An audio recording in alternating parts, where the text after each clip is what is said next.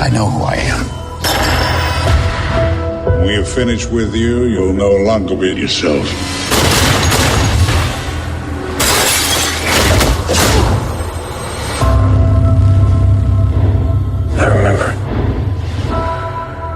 I remember everything. Remembering everything doesn't mean you know everything. Tell me.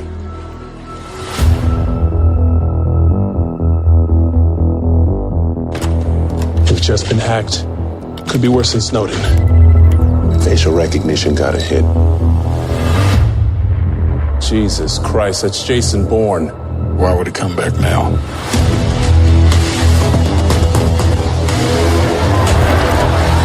There's a demonstration in front of the Greek Parliament building. I think she'll use it as cover. They tracked you. We gotta move.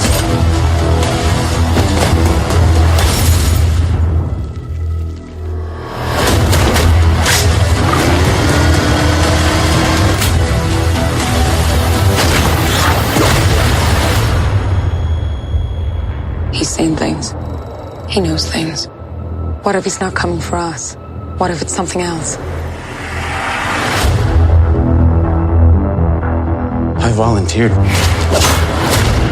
because of a lie.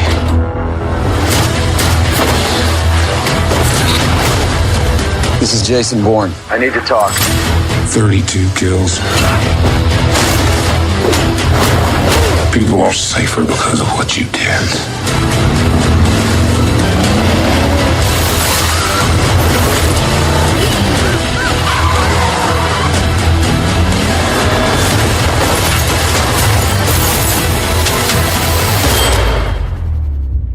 You're never gonna find any peace. Not till you admit to yourself who you really are.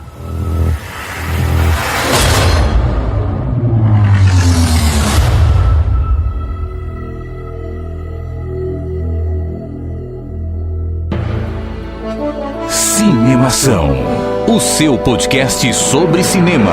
Acesse nosso site cinemação.com. Cinemação.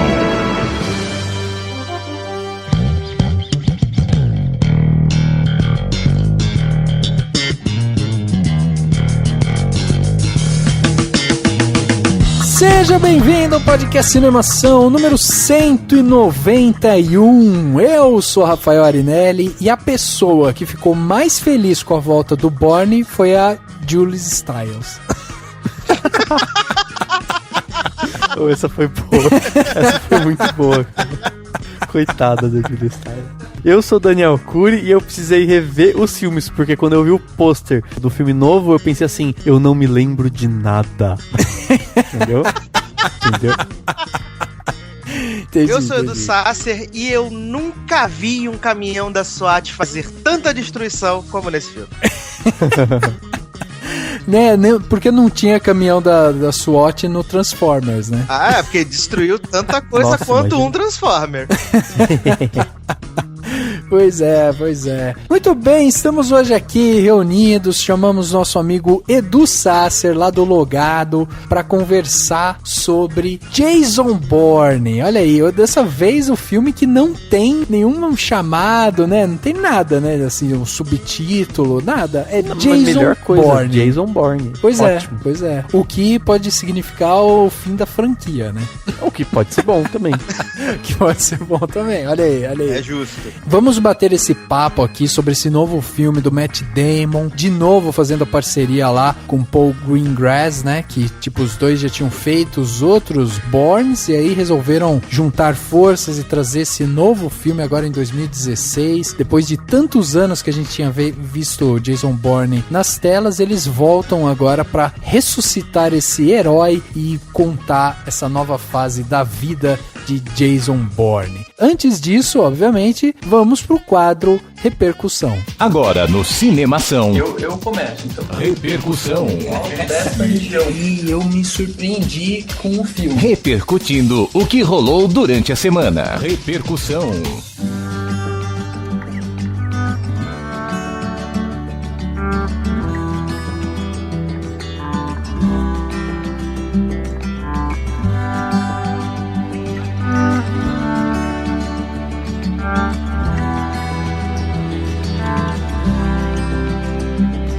Hoje, nesse Repercussão, estou aqui com meu amigo Curi, Daniel Curi. Não, referência a filme errado. Referência a filme errado. Não, mas ia ser da hora se tivesse um Bourne, Jason Bourne. Ó, já tô... Seria um tapa na cara, né? Não, ia ser tipo, Total. sei lá, já tô até me imaginando eu sendo Jason Bourne. Ah, tá. Eu falaria melhor que o Matt Damon. Mandou um currículo, entendeu? Já lá. É, claro. Tipo, por favor, me contrata, eu quero ser o próximo... Eles podiam fazer uma versão em animação e eu dublo. Ah, entendi. Entendeu? Entendi. Ó, ia ser legal, hein? Boa. Boa ideia, acabei de dar uma boa ideia. Repete aí pra gente deixar aqui versão gravado. em animação de Jason Bourne. Não vai ser uma versão portuguesa do tipo, meu nome é Nascido... João Nascido. João Nascido. João do Nascimento, né? João do Nascimento. Seria uma ótima versão de tipo assim, sabe, uma versão tupiniquim, assim, ia ser engraçado. Ia ser engraçado. Dani, vamos lá. As pessoas que estão aqui escutando a gente, felizes, alegres, saltitantes, empolgadas porque Bourne voltou aos cinemas, com o nosso querido Matt Damon agora um pouquinho mais velho, feliz da vida, saltitante, matando gente a rodo pra variar, né? Claro. Dani, como que essas pessoas fazem pra mandar seus comentários aqui pro Cinemação e terem seus comentários lidos por nós nesse querido e belíssimo podcast? É só mandar um e-mail com todos os documentos da CIA que você conseguiu hackear para contato@cinemação.com. Brincadeira, não mande documentos da CIA, que a gente não quer ser preso aqui, a gente tá querendo ficar de boa. Se você quiser, entra no Facebook, Twitter, Instagram ou Snapchat em Cinemação, sempre CinemaCAO, @ ou o que for, Cinemação, acompanha a gente, novidade, muita coisa boa em todas as redes sociais. Comenta por lá também, no Twitter, no Facebook, onde você quiser, que a gente sempre comenta comentários das redes sociais também. Então pode comentar por lá se você preferir, se você assim preferir. Claro, quer ouvir a gente de um jeito um pouco diferente? webradiovagalume.com é a web rádio onde o podcast Cinemação é exibido toda sexta-feira às 10 da noite, com reprises aos domingos ao meio-dia. Não se esqueça de sempre visitar o cinemação.com, que tem novidade, crítica, artigo, muita coisa boa. E claro, tá ouvindo a gente no SoundCloud ou no iTunes, clica na notinha, clica em curtir, dá aquele help pra gente ser apresentado pra ainda mais pessoas. E por fim, mas não menos importante, acesse youtube.com/cinemação para ver os rostinhos meu e do Rafa apresentando vídeos no YouTube, coisa que a gente tá fazendo agora, finalmente, porque tomamos vergonha na cara. Finalmente temos vídeos no YouTube, você pode acompanhar tudo lá no youtube.com/cinemação. Acompanhe, curta, compartilhe, né? Faz aquele combo básico de... Inscreva-se no canal. Inscreva-se, exato. É que a gente não tá acostumado ainda com isso, né? O nosso sempre foi curte, CQ e assine o feed, né? Assine o feed. A forma de assinar o feed do YouTube é inscrevendo-se no canal. Inscreva-se no canal youtube.com/cinemação. Lembrando que se você quer ajudar o Cinemação de uma outra forma, né? Além de você acompanhar a gente nas redes sociais, dar lá a curtida, se inscrever no nosso canal, fazer toda aquela coisa que a gente sempre fala aqui para vocês fazerem, a gente também tem o patreon.com/cinemação, onde você pode contribuir financeiramente com o Cinemação. Basta você ir lá no patreon.com/cinemação ou clicar no banner que tem aqui no post desse podcast e você vai para o nosso canal dentro do Patreon e lá você vai ver todas as nossas promessas referentes ao que a gente vai receber. Então, conforme a gente for recebendo a doação, você vai poder participar de várias coisas que a gente vai soltando aí, né? Conforme as nossas metas forem atingidas. Tá tudo explicadinho, bonitinho lá no Patreon. Basta você ir lá e ajudar a gente, como ajudam o Diego Lima, o Alberto Marinho Camilo, o Fernando Machado e a Fernanda Siqueira, que ajudam aqui o Cinemação. Tem seus nomes citados aqui porque contribuem com uma quantia onde um dos prêmios é realmente ter seu nome citado, e você pode ter seu nome citado e pode participar inclusive do nosso grupo secreto do Facebook. Nós recebemos semanalmente vários pedidos para que a pessoa possa participar do nosso grupo, onde são feitas discussões, onde a gente fica lá conversando sobre cinema e tal. Infelizmente a gente não pode aceitar, porque esse é um prêmio, né? Um grupo fechado onde você vai ter contato com os podcasters que já passaram por aqui, onde você vai poder conversar diretamente com a gente. Então, você precisa ser um patrão. Quer estar no nosso grupo secreto no Facebook? Vai lá no patreon.com/cinemação, contribua, seja um patrão do Cinemação e faça parte do nosso grupo secreto. Dani, chegando aqui na parte onde as pessoas saíram dos armários, deixaram seus comentários, tivemos vários comentários legais durante essa semana, né? Bastante gente interagindo, com post, com podcast, com tudo um pouco. Isso foi muito bacana, né? Não, isso é verdade. A gente tá recebendo comentário em vários pontos, no podcast, no notícia, em várias coisinhas. Né? E vou já deixar um spoiler aqui pra você que escuta o quadro Repercussão e você acompanha aqui todos os nossos recados e tal. Então você é uma pessoa que, né, acompanha e consome todo o nosso conteúdo. Então eu vou deixar aqui, tá dito pra você que em breve teremos site novo do Cinemação no ar. Mais leve, mais rápido, mais ágil, mais bonito, mais clean, mais tudo. Mais sexy. Mais sexy, site novo no ar. Se você escutou esse recado, vai lá no Twitter, coloca lá uma hashtag Cinemação novo site. Vamos ver se vai aparecer isso durante a semana? Cinemação, não. Não, mudou. Hashtag Cinemação novo. Cinemação novo, olha aí, boa. Porque daí vai ser uma coisa exclusiva para quem escutou aqui, né? Exatamente. Cinemação novo. Vamos ver se vai aparecer alguma coisa. Vamos lá. Eu tenho um comentário aqui do Paulo Roberto Galiac, que é onde a gente já leu um comentário dele aqui outras vezes. E ele deixou um comentário num post que a gente fez, onde o Matt Damon, nosso querido Matt Damon, que aqui vamos falar bastante dele, surge em um trailer chinês do filme chinês A Grande Muralha. E aí o Paulo Roberto Galiac falou o seguinte: acho um tremendo preconceito e falta de representatividade dos orientais no cinema ocidental, ainda mais com uma temática totalmente oriental. Tanto ator chinês americano e vão colocar o Matt Damon, sério, vão fazer a mesma coisa que fizeram com Bruce Lee na série Kung Fu, vão substituir por David Carradine. Olha aí a indignação do Paulo Galiac, hein, cara, Gary? mas é muito louco isso, porque se falta representatividade pros negros no cinema hollywoodiano, é verdade. Mano, dos asiáticos é tipo muito pouco. Exato. Muito pouco. Sabe um dado que a gente pode procurar depois? É saber qual que é a representatividade dos ocidentais nos filmes orientais. Sabe?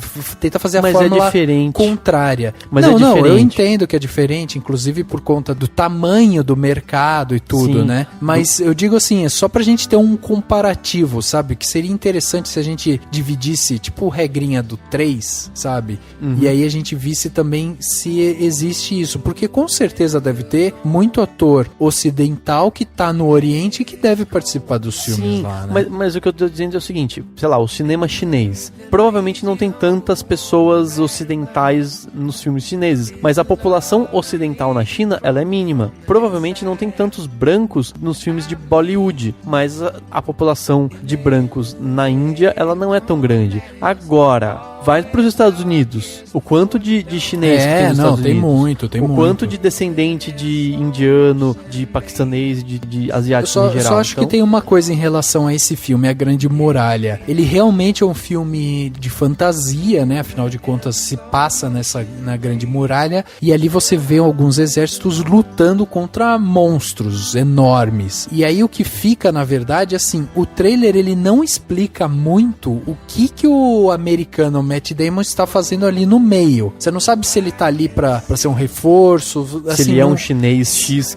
Se ele tá ali, né, tomando o lugar de algum chinês e tal. Então, assim, o trailer não entrega muito esse contexto. A gente não sabe se é o exército chinês que convocou o exército americano pra ajudar. Mas é uma coprodução, que nem aquele do Nicolas Cage de um tempo atrás que saiu. Sim, é o mesmo esquema, é pra ganhar dinheiro, pro chinesada dar a grana deles lá e eles vão ficar tudo felizes. É mais pra isso. Acho que provavelmente nem é um filme muito visado pro ocidente. De qualquer forma, se assim, o Matt Damon, qualquer americano estiver tomando o lugar de um chinês ou de um oriental no filme, todos concordamos com o Paulo que realmente existe essa falha, né? Como o Daniel falou, tipo, tanto da parte de negros, quanto da parte de orientais, quanto da parte de mulheres e tal. Então a gente ainda vê bastante esse tipo de problema de representatividade no cinema. cinema, apesar da gente estar vendo algumas coisas mudando com o tempo aí, a gente tem visto. Eu tenho aqui o comentário do Will, o Will Bongiolo, que já comentou aqui,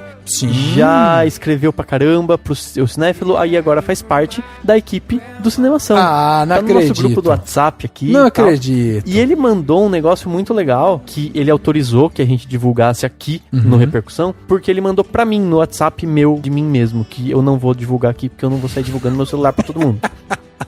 Mas ele mandou o seguinte comentário: e aí, Dani, tudo bem? Eu queria agradecer muito você e o Rafa pela oportunidade de estar escrevendo pro site de vocês. E acima de tudo, pelo cast de sexta-feira, que foi, no caso, o último podcast que a gente falou com o João Paulo Miranda Maria, que é um baita de um diretor, um cara que faz um trabalho espetacular. Se você não ouviu o podcast, ouça, que tá muito, muito legal mesmo, né? Exatamente. E o Will escreveu o seguinte: cara, amei aquela conversa sobre fazer cinema no Brasil. Além de produtiva, ela foi muito motivadora. Me emocionei em vários momentos com o convidado. E ao final, a primeira coisa que senti foi a certeza do que eu quero fazer no futuro. Inclusive, me inscrevi num curso de cinema já. Ah, que animal, olha que legal. Cara. Eu acho que isso é o mais interessante, assim, a gente poder fazer um podcast que motive as pessoas a fazerem cinema, ou pelo menos a amar mais o cinema, a gostar, a admirar mais o cinema. Eu acho que só por isso já vale a pena. E assim, eu fiquei muito feliz quando eu vi isso que o Will mandou, porque o podcast motivou o Will e esse comentário motivou a gente. Exato, então, a gente até fala, se você tiver algum comentário parecido, manda, que a gente fica muito feliz e vai deixar a gente mais animado para fazer mais podcasts ainda mais legais. Exato. Eu acho que é muito bacana, a gente faz aqui, né, podcasts como esse que a gente tá gravando hoje, de um filme norte-americano que teve não sei quantos milhões de investimento, com atores consagrados, diretor consagrado, né, pessoas que ganharam Oscar, que já tiveram ali, tipo, na nata do cinema mundial, vamos dizer assim. E ao mesmo tempo, a gente consegue mesclar isso com papos, como a gente teve com o João Paulo, onde a gente retrata o que é o cinema real, né, o cinema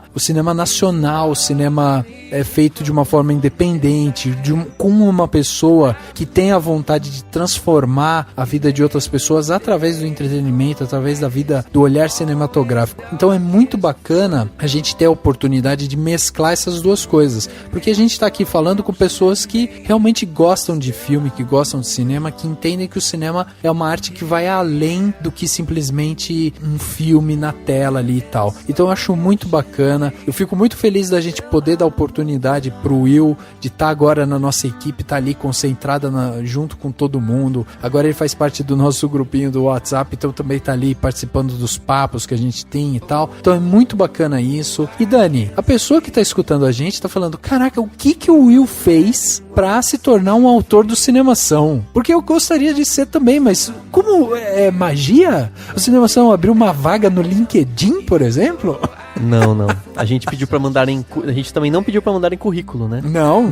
Não precisa de currículo. Qualquer um pode escrever pra gente, né? Desde que escreva bem, né? Bem, qualquer um, exato. assim, qualquer um tem essa possibilidade, né? Lembra do Ratatouille, que você tinha o chefe, o Gusteau, que falava assim, qualquer um pode cozinhar. Aqui também, qualquer um pode escrever. Tem que escrever bem, óbvio, claro, né? E aí o Will, o que o Will fez? O Will mandou pra gente textos com frequência, e ele foi mandando porque ele queria que fosse publicado no nosso quadro Eu Cinéfilo. A hora que chega esse e-mail pra gente com o texto ou vem no corpo do e-mail, ou vem em Word, ou alguma coisa assim, a gente lê, vê se é legal esse texto, o Dani faz as considerações, conversa lá com a pessoa e tal, e aí depois a gente vai pedindo pra pessoa repetir, manda mais texto. Se a gente vê que a pessoa tá afim, começa a mandar texto com frequência e tal, e os textos estão melhorando, os textos estão chegando e tal, chega um momento que a gente fala, essa pessoa tem que participar do nosso grupo, porque é uma pessoa dedicada, uma pessoa que gosta de escrever de cinema como nós. E aí a gente faz um convite. É basicamente isso, né, Dani? Exatamente. E depende de como você escreve, depende da forma como você interage, depende de muita coisa, né? Então, é querer participar e entrar em contato, e a gente vai estudando. Se não for logo de cara, tenha paciência, escreve um texto, vê se a gente gosta, vamos... é uma questão de interagir mesmo, de ter um relacionamento, de criar um relacionamento, né? Moving in slow motion, baby. Still I'm moving on.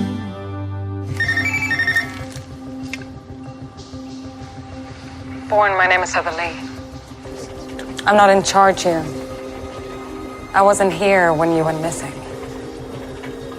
I can see you're going through the old Treadstone files. Retracing your history. I know you're looking for something. Let me help you find it.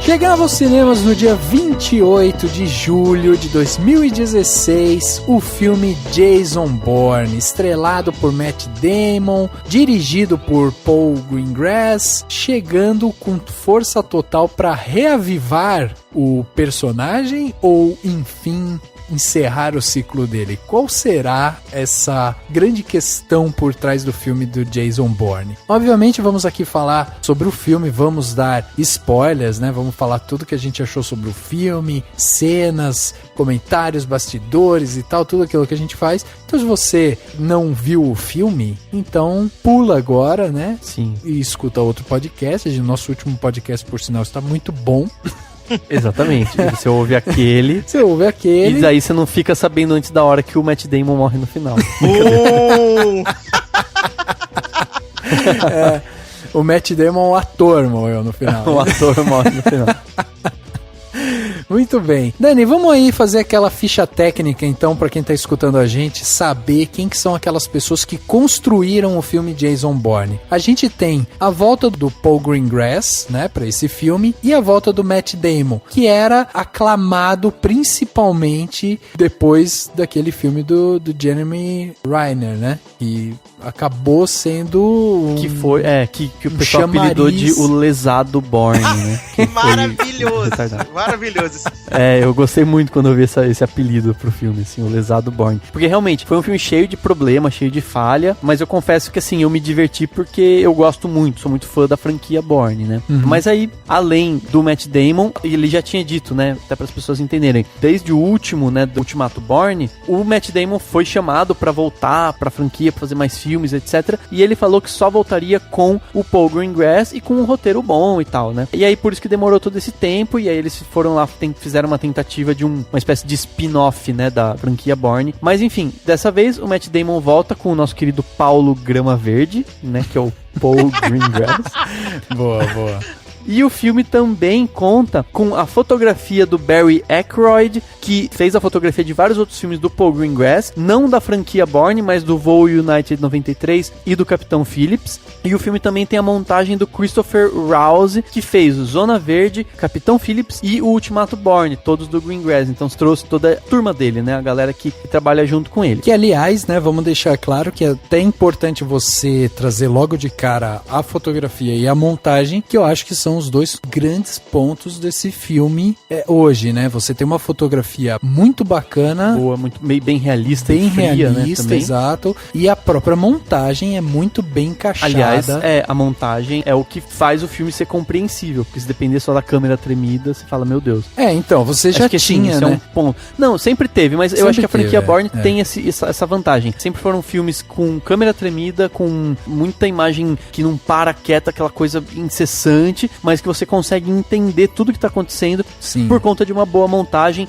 e porque o Paul Greengrass consegue variar, né? Ele ao mesmo tempo em que ele faz close e chacoalha na cara, ele pega uma tomada lá de longe, mostra como é que tá a cena, pra você conseguir visualizar então, isso tudo, é interessante, né? Porque é uma assinatura do Paul Greengrass, né? E a gente já tinha visto isso. Se a gente for relembrar, não exatamente nos filmes do Bourne, que ali é um filme de ação puro, de raiz e tal, que a gente pode ver essa câmera mais agitada. Mas se a gente for lembrar, por exemplo, de Capitão Phillips, que ele dirigiu também, é um filme que ele também tem essa câmera. Tem uma cena muito boa de Capitão Phillips, que os piratas estão subindo no navio de longe, e você tem exatamente essa câmera, uma câmera tremida no mar ali, você vê, né, eles jogando lá as escadas e tal, subindo, e dá aquela sensação de, é uma agitação, ele cria essa temor, né, uma coisa agitada ali, essa câmera cria isso. E a mesma coisa a gente pode lembrar do Voo United 93, que também é do Paul Greengrass, que também tem isso, né, do sequestro do avião e tal, que tem muito dessa câmera também, que você não sabe direito o que está acontecendo. Ela cria uma câmera que ela acaba criando um certo suspense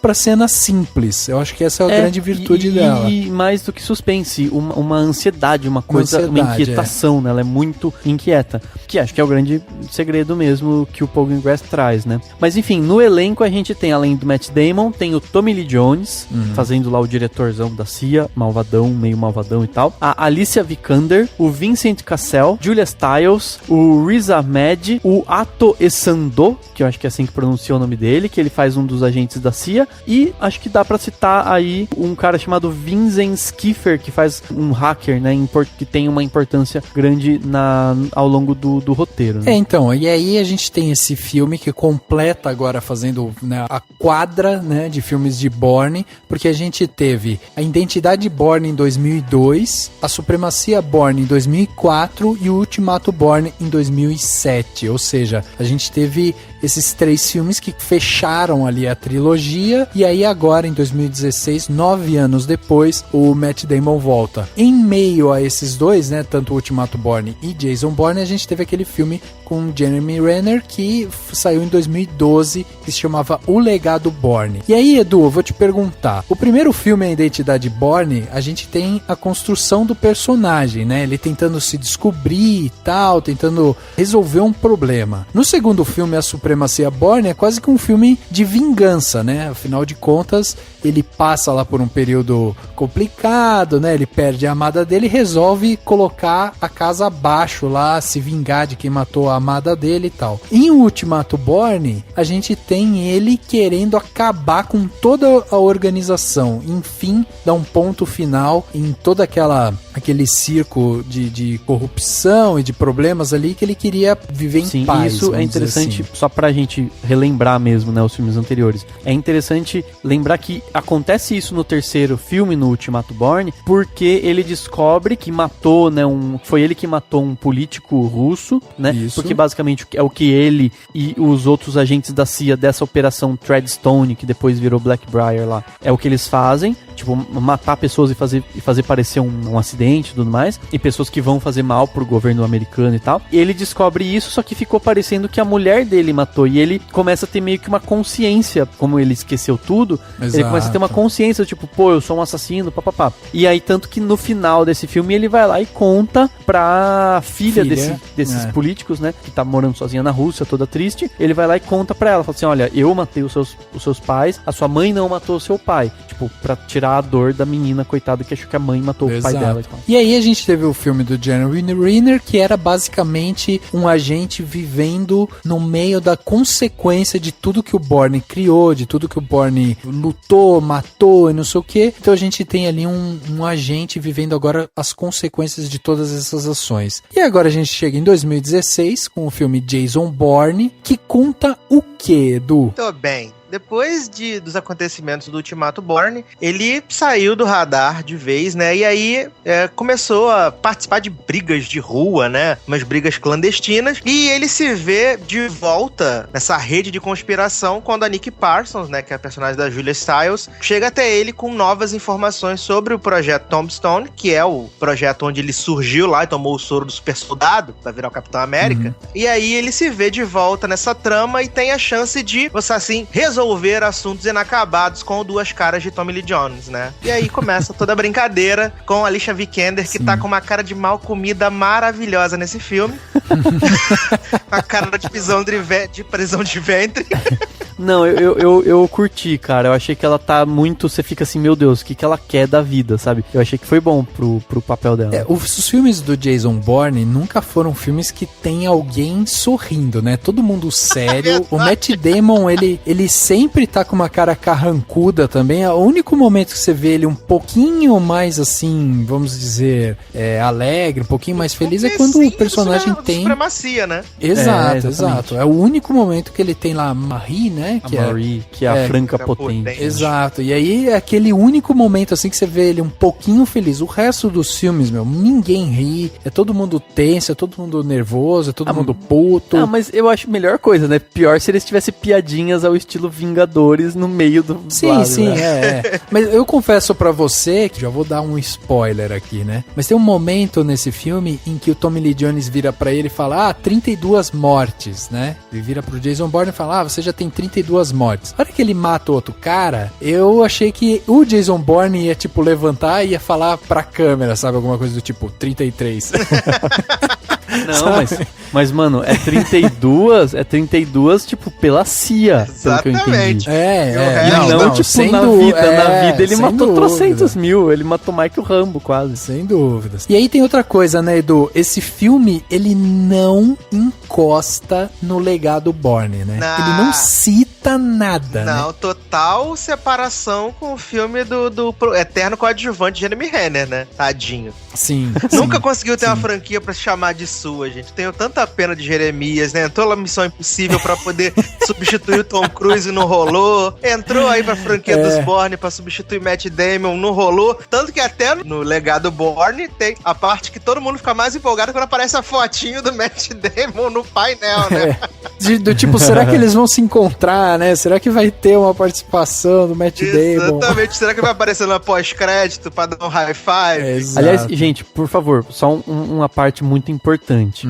O Jason Bourne tem um passaporte brasileiro. Ele se chama Gilberto De Piento e ele é de Osasco. Eu dei pause no filme pra ver isso.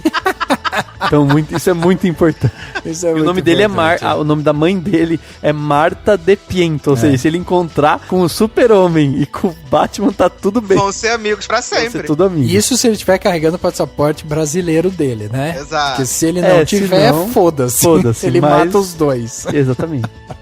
Então, temos aí, então, como o Edu bem esclareceu aqui pra gente, essa sinopse, né, onde a gente volta com o Jason Bourne, tentando viver a vida dele ali, no submundo, né, tentando tocar a vida dele adiante e tal, quando, de repente, do nada ali pra ele e tal, surge, pra bater aquele papo, a Nikki, que é a Julia Stiles, né? Que vira basicamente uma Snowden, né? Acabada no filme, gente. O que fizeram com essa mulher? Pois é. Ela tá realmente... O tempo passou. Por isso que eu acho que ela ficou feliz quando voltou.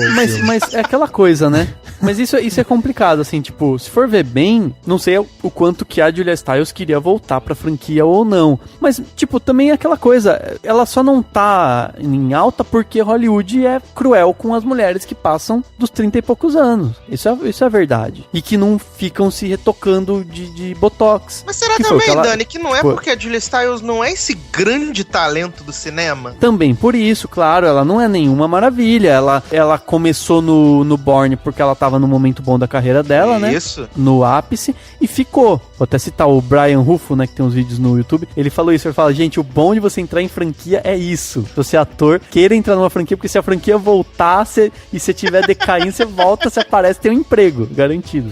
Verdade. E ela teve, mas já devem dar um fim nela já, né, pra não, se tiver mais filme, ela não volta, porque ela morre, no caso, né, mas, sei lá, eu acho que é muito isso também, sabe, tipo, ela podia tá fazendo mais filmes, e ela tá sumida, a gente tem essa sensação de que ela tá sumida, porque Hollywood é meio cruelzinha também, sei lá, ela não tá sumida, porque a gente vê que ela tem filmes que estão pra lançar e tal, sabe? Tem filme dela que vai sair, que ela faz participação, que tem o Anthony Hopkins e tal. Então, assim, ela ainda tá fazendo algumas coisas. Ela não é, e talvez na carreira dela, ela tenha sido apenas quando ela fez aquele filme com o Heath Ledger, né? Que é o 10 Coisas que Eu Odeio em Você, que talvez ali ela tenha sido uma atriz título, né? Uma atriz principal e tal. Porque depois disso, ela pautou a carreira dela muito em ser uma coadjuvante mesmo, em quase tudo que ela fez. Tipo, os filmes que ela realmente pingou como sendo uma atriz principal foram todos considerados filmes B e tal. Então não dá realmente pra gente dizer que, ela sumiu. Não, ela não sumiu, ela ainda tá trabalhando. Desde, inclusive, de Ultimato Bourne, ela tem feito filmes com uma frequência grande, tipo, lança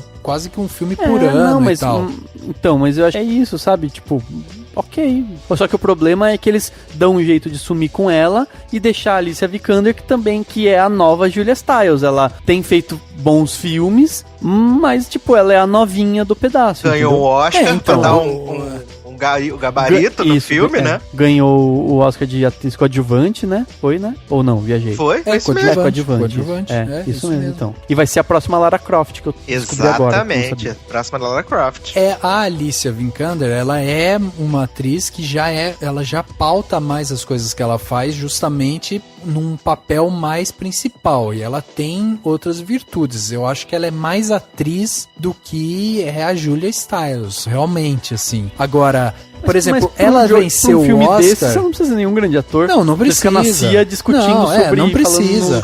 no mas você tá levando ela por conta do rótulo, entendeu? Claro, o rótulo dela é importante. E a Alicia Vikander, a gente tem que lembrar que ela só ganhou o Oscar de atriz coadjuvante porque foi uma bobagem, porque ela realmente, tipo, ela fez papel de atriz principal e ela entrou como atriz coadjuvante pra ganhar. Pra ter chance de ganhar. Exato. Então, assim, tudo bem, a gente pode até dizer, tem atriz que ganhou o Oscar. Ok, ganhou, vamos colocar um asterisco aí, ok.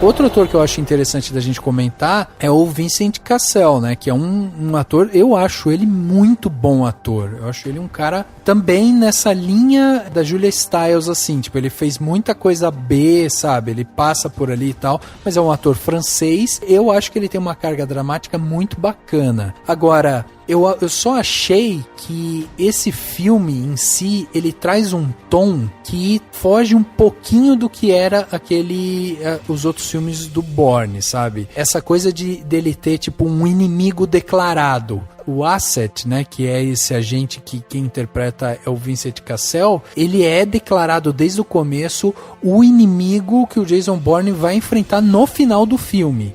Então eu achei que isso, assim, deixou o filme muito batido, sabe? Tava na cara que em algum momento o Jason Bourne ia enfrentar o Asset e que ia ser perto do final do filme. Aquilo ali ia ser a conclusão. Você já tinha a fórmula repetida de ter um agente da CIA, um diretor da CIA, que seria o Danway, né? Que é o Tommy Lee Jones, que eu achei que ele tá muito bem nesse filme, gostei muito do personagem dele. Mas assim, você já tinha o agente corrupto da CIA que queria implementar um novo programa, sabe? Super, hiper, mega controlador e tal, e aquela coisa. Aí você tem o discurso de, não, tem um outro agente que é o inimigo do Bourne, que odeia o Bourne. Tá bom, então você tem um inimigo. Teve algumas coisas assim que eu acho que, sabe, fugiu um pouco do que era aquela estrada do Jason Bourne e que acabou deixando esse filme um pouco mais batido por causa disso. Na minha opinião, assim, a questão é, o filme não traz nada de novo. Ele é tipo, ele repete várias coisas que tem nos 3 primeiros filmes. Eu gostei do Vincent Cassel do fato de que, primeiro, ele dá uma carga dramática, mesmo pra um personagem que é só um cara, tipo, né, não tem nenhum tipo de nada dele, você não sabe nada, foda-se, né, ele é só um cara que vai matar. Mas pelo menos tem toda uma explicação do porquê que ele odeia o Jason Bourne. E isso já difere ele dos outros, porque nos filmes anteriores, e são sempre atores famosos, né, que fazem, atores razoavelmente conhecidos que fazem esses assets, né, esses caras que estão atrás do Jason Bourne só pra matar o Jason Bourne, né. O primeiro foi Clive Owen. O Clive Owen, teve o Ramirez, Edgar Ramirez também, que fez no outro filme. Eu acho isso interessante, mas acho que o Vincent Cassel deu um ar importante. Então, assim. Mas a mesma motivação do ódio dele é muito rasa, né? Mas é pra ser então, só uma explicação. Mesmo que você tenha essa explicação... Porque se ele seguisse as ordens certinhas da CIA, a coisa parava no meio do caminho e falavam, volta pra casa e tal, e ele, né? Ele vai porque ele tá meio que do lado do Tommy Lee Jones e porque ele tem esse ódio, ele tem alguma coisa pra matar o Jason Bourne, entendeu? E é preciso disso. Eu acho que o Rafa falou da motivação do Asset ser rasa, e além de tudo, ainda tem aquele momento em que a gente lá tem a explosão do carro do pai do Bourne, e aí, tipo, quando tá aparecendo aquele carro no fundo desfocado, você fala, tipo, vai ser o Asset. E aí, quando eles revelam que é, tipo, é muito, muito óbvio aquilo ali, pra dar um motivo a mais pra chegar àquela resolução, a luta final, sabe? Pra um ter aquele ódio de querer matar o outro. E eu confesso pra você do que na hora que tava pra revelar o rosto do carro, né, que matou o pai do Bourne, eu tava torcendo pra que fosse o Danway, sabe? Eu também. Eu falei, não, ele tinha que ser esse cara que agora é diretor da CIA e aí sim, tipo, vai explicar por que ele quer tanto matar o Bourne, sabe? Aí quando mostrou o Asset, eu falei, não. Não, eu acho que faz sentido, porque o Tommy Lee Jones, ele é o cara que senta na cadeira, ele não faz porra nenhuma. Sim, mas ele poderia ser um ex-fuzileiro, alguma coisa assim. Eu acho que muitos anos atrás, pelo menos, sei lá, uns 15, 20 anos, né, ele poderia estar ativo aí. Dá uma maquiagem boa, né, no Tommy Lee Jones. Sei lá, eu acho que faz sentido, porque no fim das contas, toda a franquia Bourne é o que é, essencialmente. É um cara lutando contra todo um sistema, tanto que o que eu acho até interessante é que em cada filme é praticamente um diretor diferente, é alguém que tá comandando a operação diferente, um ator aqui, outro ator ali, tal, eles vão meio que alternando, porque tanto faz quem tá como diretor, eles sempre vão ser pessoas más, entre aspas, pessoas vilões do filme, porque a essência do Jason Bourne, da franquia Bourne, é um cara que luta contra o sistema, e esse sistema americano é um sistema corrupto, ele é do mal, ele mata pessoas só pensando na própria América, nos Estados Unidos, etc, etc. Né? Eu ainda acho, assim, que existem algumas motivações que eles colocaram nesse roteiro que acabam sendo batidos e eles, tipo, não são tão encantadores quanto os outros, sabe? Quando a gente para pra pensar em todos os filmes que a gente viu do Bourne durante o tempo, a gente vê que no Identidade Bourne ele estava se descobrindo, na Supremacia Bourne ele sofreu uma perda muito grande e ele ainda tinha a falta da memória, né? Então ainda existia essa coisa da falta da memória. E aí no Ultimato Bourne, quando ele começa a recobrar a memória, né? Que ele tá ali já sabendo mais ou menos o que aconteceu e tal, ele quer destruir todo aquele esquema que tinha sido construído no primeiro e no segundo filme. Então o terceiro filme ele chega pra costurar tudo isso. E aí sim volta a memória e tal. Então os 3 primeiros filmes eu acho eles muito bem costurados por isso, assim. Um consegue ir se entrelaçando no outro. Agora, você percebe, eles dão uma forçada de barra pra falar, vai ter o quarto filme, você vai ter que gostar do exatamente, quarto filme. Rolou todo um esforço do Paul Greengrass, que inclusive é o montador, né, que também escreveu o roteiro. Com certeza, rolou todo um esforço pra precisamos extrair um quarto capítulo pra continuar essa trama, pra fechar e tá. Tanto que eu gostei, eu sei que não é melhor do que os outros, mas eu gostei do fato de que eles colocaram a questão de redes sociais. Não é uma coisa, nossa, meu Deus, genial. Não, mas é uma coisa que deu um ar novo pro Jason Bourne, sabe? Não, Dani. Tem as redes sociais, tem a discussão. Eu achei interessante. Eu te entendo. Eu acho que algumas questões que são levantadas no filme, justamente essa coisa da privacidade, de você acessar uma rede social e as pessoas terem acesso a tudo aquilo que você tá procurando e coisa e tal, acho que é uma discussão muito relevante e atual. Mas, como o Rafa falou, a trama em geral, a forma com que a coisa se constrói é muito artificial, rasa. E se a gente tira esse ponto da rede social ali, que levou até um pouco de tempo pra poder ficar bem claro o que estava acontecendo, eu acho que a gente vê que o filme é bem pobrinho perto dos outros. Eu acho que não tanto, Edu. Sabe por quê? Porque, no fim das contas, a franquia Bourne, ela é boa porque ela é simples. Eles fazem parecer complicado, não porque tem não sei o que, porque tem o esquema Blackbriar, e tem o cara aí, eu não lembro, e eu lembrei agora, e flashback, bababá. Fazem parecer um negócio muito complexo, mas essencialmente o cara era um agente, era pago pra matar os outros, fugiu, não quer mais, esqueceu e não quer mais, e a galera tá atrás dele. E isso é a história, entendeu? Tipo, é a CIA atrás do Jason Bourne, e depois de um tempo viram os momentos em que o Jason Bourne ganha deles, tipo, vai atrás deles, né? Pelo menos nesse. Então, assim, isso é a essência. E por que ele é bom, na minha opinião? Porque ele faz isso de uma forma muito bem feita, bem dirigido, com boas cenas de ação, com coisas totalmente verossímeis dentro do universo. Nada não é verdadeiro. Ninguém pega um caminhão da SWAT e passa em cima dos outros caras. Mas é verossímil naquele momento, entendeu? Ou, tipo, toma um tiro e cai no mar, mas sobrevive, mas esse tipo de coisa é verossímil, é mais verossímil do que muito James Bond que teve lá, que o pessoal vive comparando, porque... E isso é importante também. O primeiro Jason Bourne, ou a Identidade Bourne, foi ele que fez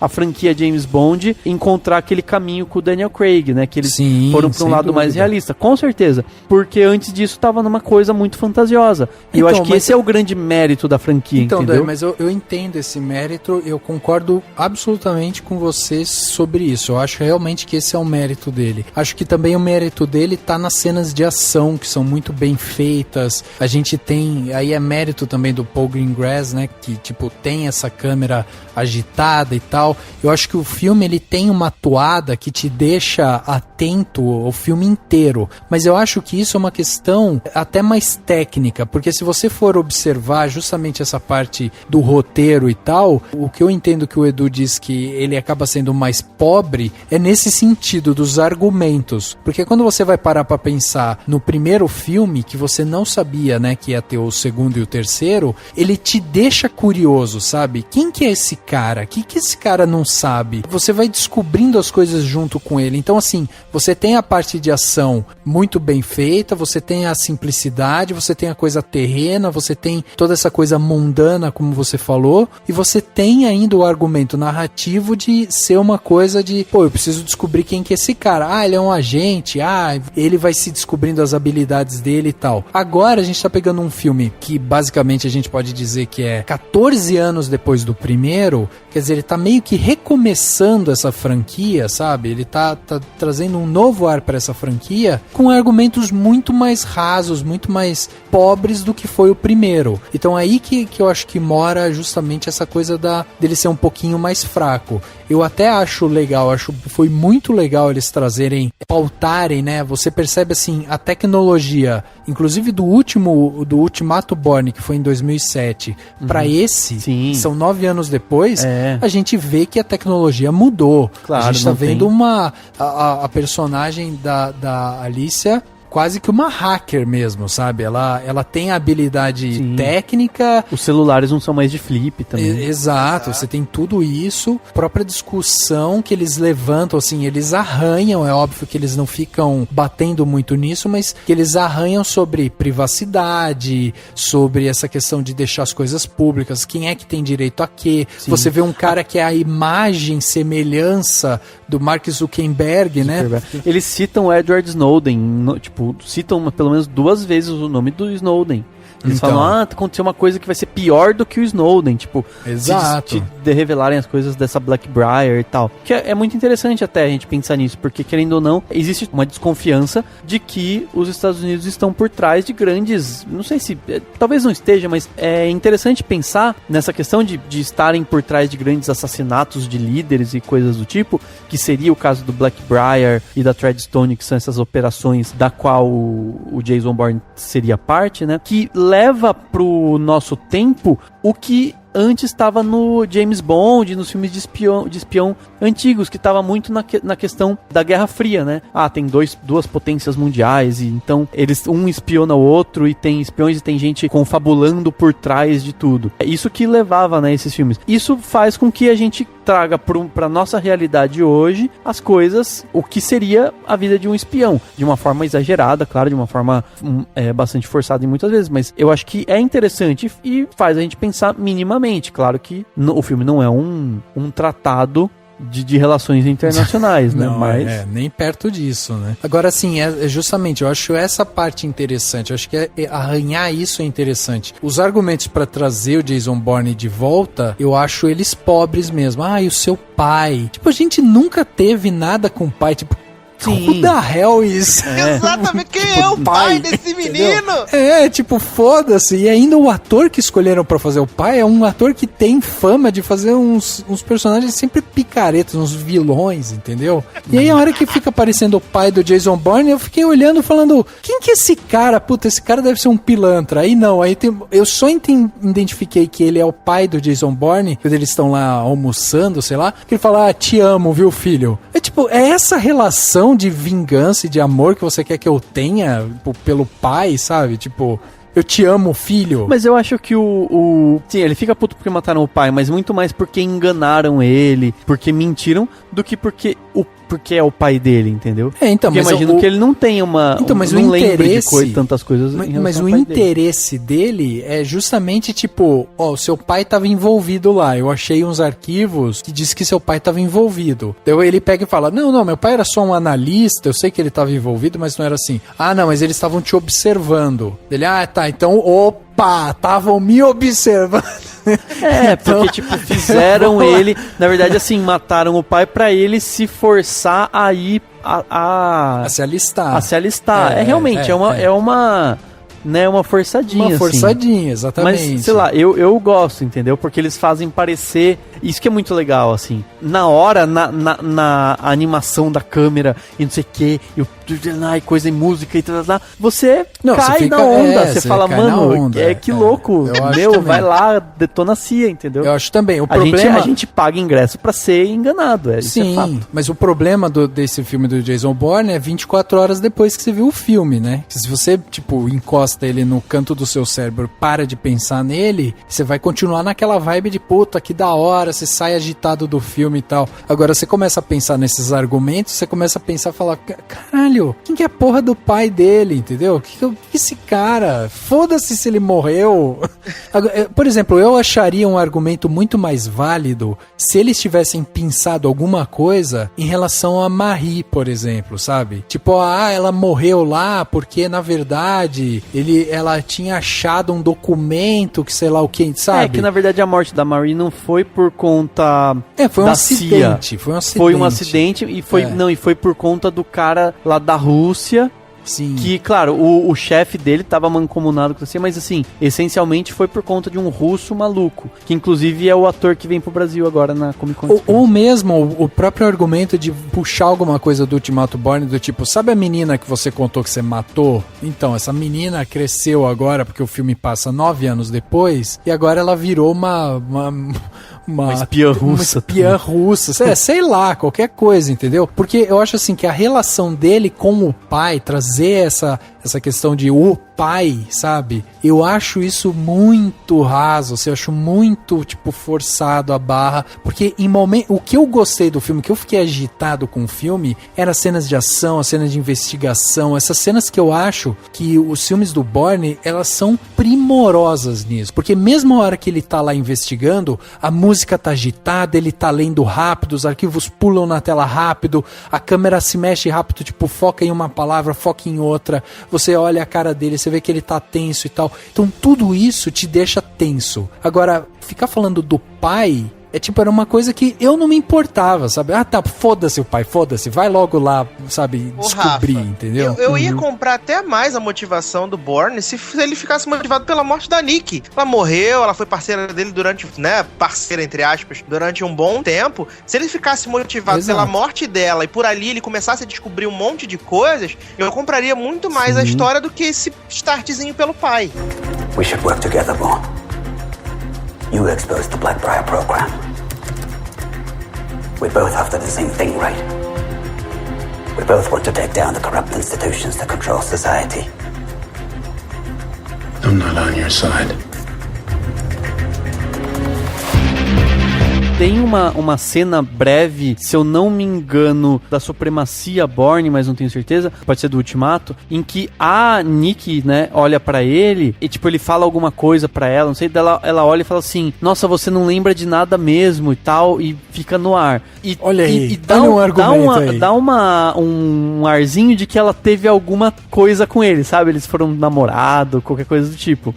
Tanto que quando eu mesmo revendo, eu fico assim, nossa, pode ser que eles explorem isso. Então, se tivesse alguma coisa do tipo, ele lembra que teve alguma coisa com ela, sei lá, sabe? Que a Julie Stiles deve ter ficado muito puta também, porque no final das contas, a Nick era basicamente uma mensageira que morreu e o Jason Bourne falou, foda-se, porque meu pai tá envolvido e, né, foda-se. Pode ser.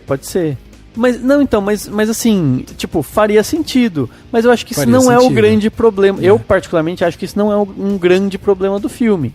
Ele dá uma enfraquecida em alguns momentos, mas não acho que seja um grande problema. Acho que se ele ficasse chorando porque o pai morreu, mas não foi isso, entendeu? A coisa vai pra um outro lado, vai pro lado de que, no fim das contas, o Bourne quer meio que completar o que a Nick ia fazer, sabe? Ele quer, tipo, liberar esses documentos, então, Dani, mas sabe? Ele quer tá bom, que as pessoas descubram a verdade. Você tá usando esse argumento, então eu vou te questionar sobre isso. Se você acha que é isso que é a motivação dele, que ele quer continuar o que a Nick fez, você sentia isso durante o filme? Tipo, ele quer realmente liberar esses documentos. Ele fala pra aquele hacker careca e dark lá que ele não quer liberar e que isso não é problema dele. Ele, em qualquer momento, ele fica tenso ou ele fica preocupado em desmantelar o novo programa que estão construindo, que vai ser um programa muito mais forte. Muito pelo contrário, ele pouco cita isso. Você percebe que a motivação dele tá em querer tentar descobrir quem foi que matou o pai dele, porque ele tem aqueles flashbacks recorrentes, que era uma coisa que acontecia nos filmes anteriores. Sim, aconteciam, mas não era tanto desse jeito, sabe? As cenas se repetem, aí de novo o carro,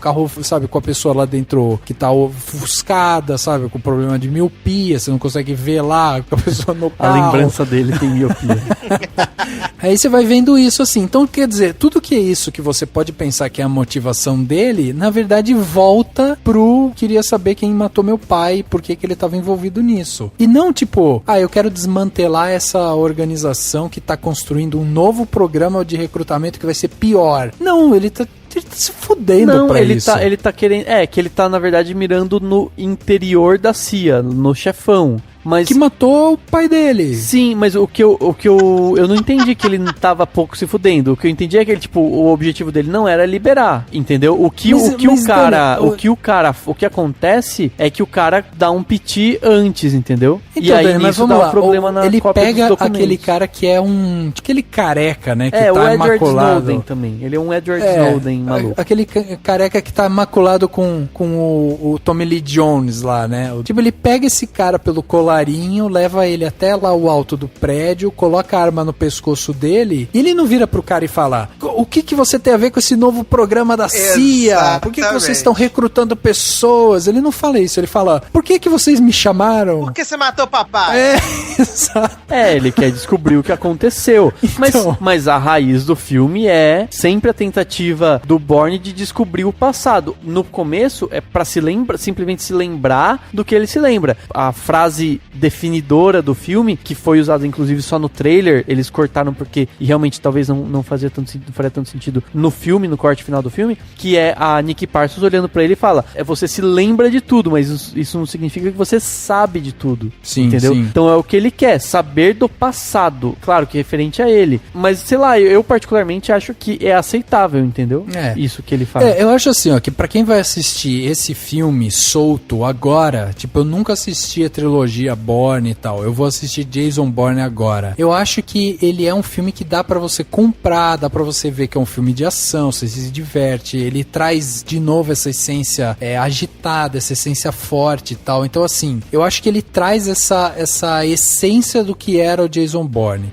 Pra quem já assistiu todos os outros filmes e aí conhece quem é o Jason Bourne, conhece essa coisa do web, né, como ele foi recrutado, de toda essa história que envolve ele, aí você começa a assistir esse filme e realmente você não cria conexão nenhuma com essa família dele, com o pai, sabe? Porque, tipo, são argumentos muito fracos baseado em tudo aquilo que a gente já viu antes. Como eu falei, nos 3 primeiros filmes, a gente tem uma construção de quem sou eu, vou me vingar porque mataram a mulher que eu amo, que era a única conexão que ele tinha de saber quem ele era, e no outro vou desmantelar esse programa que acabou com a minha vida, matou a minha amada, me deixou sem memória e tornou minha vida um inferno. Então basicamente você tem esses 3 filmes que fazem isso. Nesse quarto, pra quem assiste a primeira vez, vê a relação com o pai e vai falar: ok, ele teve o pai, quer saber quem que matou o pai e tal. Mas tipo, pra gente que já viu os outros, o próximo filme vai o quê? O seu pai te traiu, mas você não sabe o que a tua mãe fez, entendeu?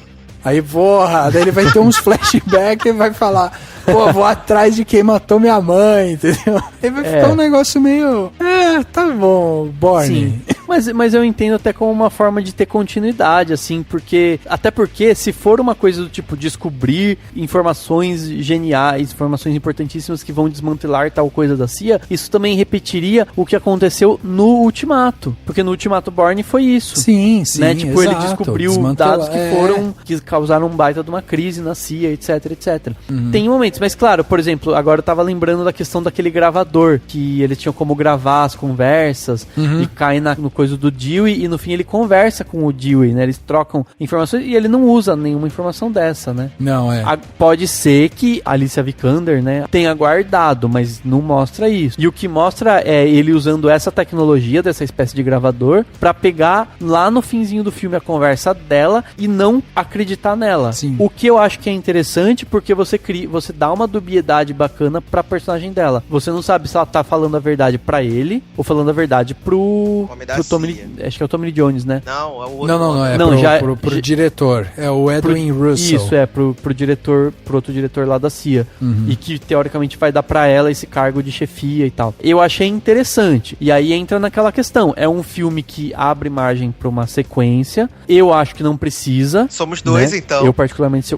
eu acho que não precisa. Mas, se precisar, ou se for pra realmente transformar o Jason Bourne no novo James Bond, do tipo, colocar outro ator e fazer essas sequências, assim, que vão continuando, mesmo de forma maluca, abre uma possibilidade, entendeu? Sem ser tão exagerada, mas ao mesmo tempo sendo um pouco, porque faz parte do universo. Tipo, se você for fazer uma trama de espionagem real, como elas realmente acontecem na vida real, vai ser um negócio muito chato, entendeu?